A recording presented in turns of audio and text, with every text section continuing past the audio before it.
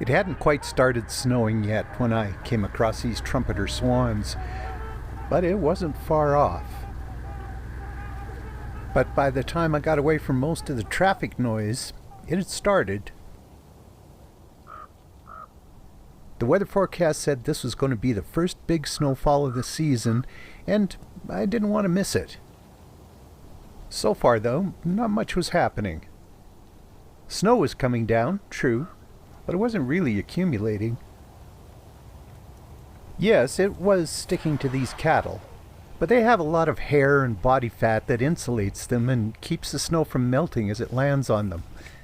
Well, so do I, but yeah, well, that's just how that works.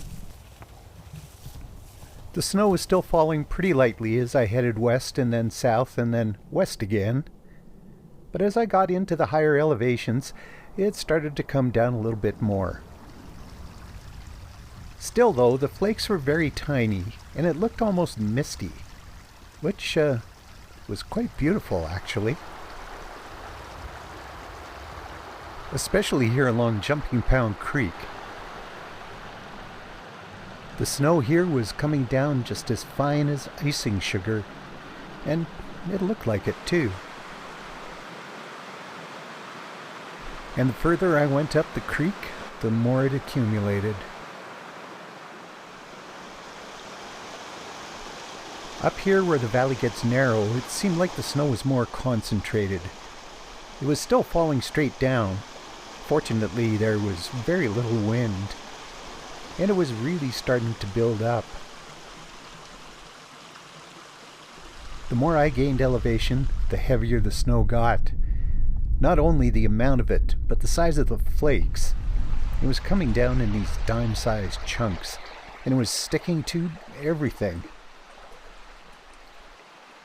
Fortunately, it wasn't very cold. It was around -2, which is really tolerable. But the further I went up the road, the heavier the snowfall became. And though it was stunningly beautiful, I just started to get a little bit concerned about the roads going back down the valley. So instead of continuing on, I turned around, and I'm pretty glad I did.